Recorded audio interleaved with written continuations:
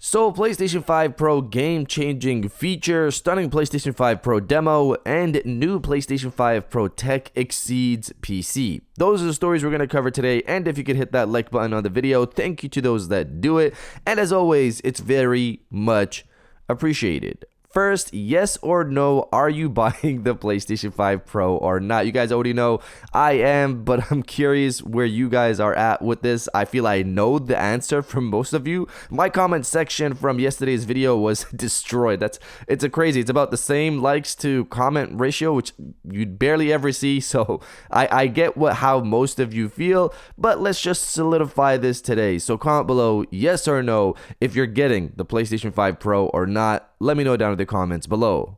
Now, diving into the first story of the video, stunning PlayStation 5 Pro demo. So yesterday, we saw a first hands-on impression from CNET, and they confirmed several things, like mentioning the PlayStation 5 Pro mode, which the goal there, of course, as we know, is 4K 60 FPS, and sometimes also including ray tracing. One of the things they got to do was try out games running on the PlayStation 5 Pro and compare them to the PlayStation 5. They played Gran Turismo 7 at 4K 60 with ray tracing, and also played the game at 8K, which was insane to hear. Reading from CNET, sitting in front of an 80-inch TV playing Gran Turismo 7 is an impressive experience. It's even more realistic in 8K resolution. I'm not a good driver, but that's partly because I'm stunned by the clarity of the vistas in front of me. I'm also wowed by a new 4K ray tracing mode that cast car reflections on other racers. It feels almost like I'm in VR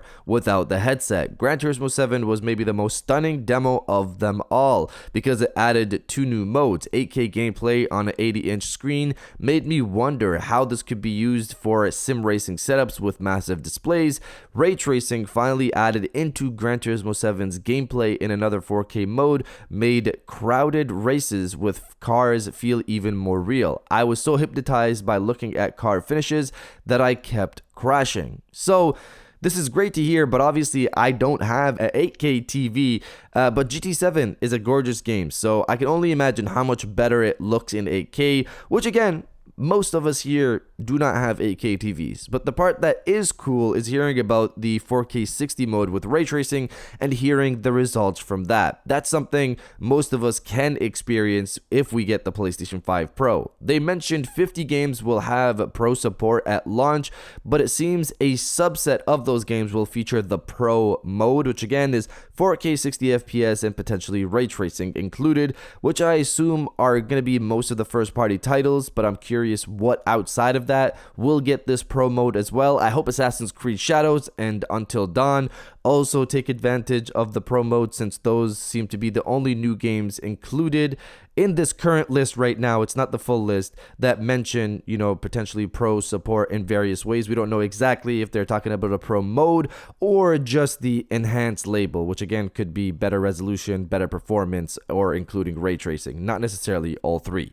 But again, if they bump up resolution on the performance mode for some of these games, that's also great because that's better picture quality at 60 FPS, which is again what we really want. And if you're enjoying the video so far, hit that subscribe button and join our growing community on our way to 150,000 subscribers.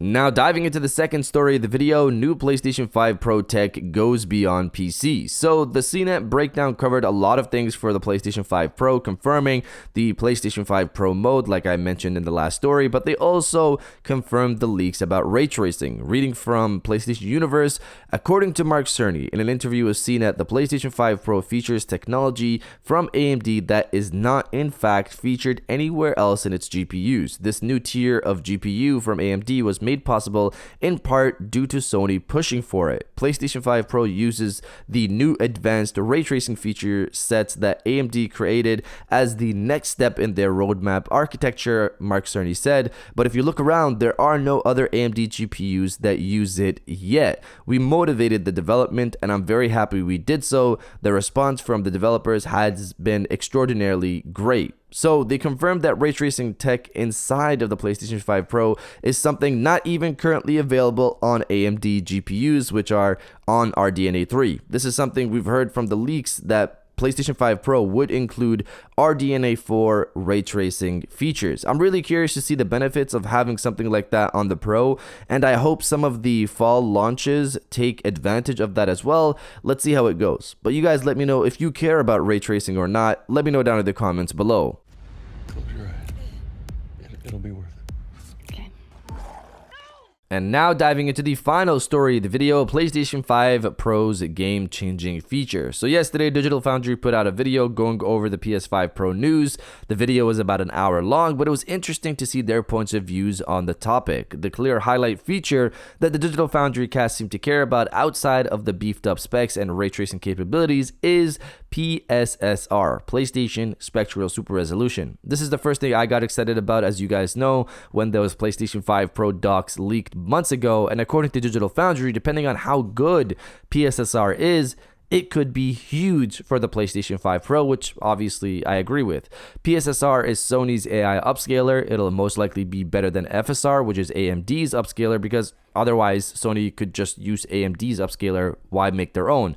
Digital Foundry focused on whether this tech will reach XESS, which is Intel, or DLSS, which is NVIDIA, levels, with DLSS being the peak of possibilities here. That's the leading upscaler on the market. If it reaches NVIDIA's DLSS levels, then this thing is going to be amazing, because you wouldn't be able to tell if this game in front of you is not in 4K native, especially sitting in front of a TV in the living room. So that's exciting, and I hope that is the case, and I'm excited to see what happens later this year when we finally get our hands on this thing and see PSSR live in front of us being used, and do we notice a difference? And Digital Foundry making their own videos breaking this down. I really hope it is close to DLSS or like DLSS, because that would be amazing and would make games going forward just better performant and visually appealing. So hopefully that is the case. So again, that's exciting, but I wanted to end this video off with something I also noticed yesterday, shared by many people. The whole purpose of the PlayStation 5 Pro since the leaks began was that this thing was supposed to give us fidelity-like visuals at 60 FPS. That was the whole goal. Mark Cerny showed us that exactly at the beginning of the video yesterday, but for some reason, I saw many people sharing screenshots to see the visual difference. For some reason, people expected even better visuals. I'm confused as to what people even paid attention to this entire time. The fact that you don't notice a difference is exactly what you want, considering one of those is running at 30 FPS and the other one is running at double the frames at 60 FPS.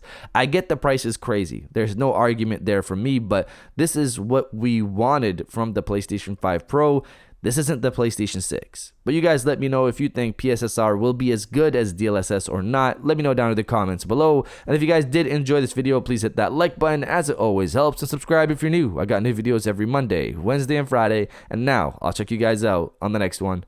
And welcome back to the after show. This is the part of the video where we have a little fun down in the comments below. If you're old, welcome back. If you're new, welcome. For today's thing, what I want you guys to do is to body, obliterate, destroy, and overall harass the comment section with time for the show. So even though we just had the PlayStation 5 Pro event, we still reportedly have a state of play happening later this month, potentially even next week. So if you're excited for that, destroy the comment section with time for the show, and I'll definitely heart those comments like I always do, because I appreciate everybody who stays to the end of my videos. And now I'll check you guys out on the next one.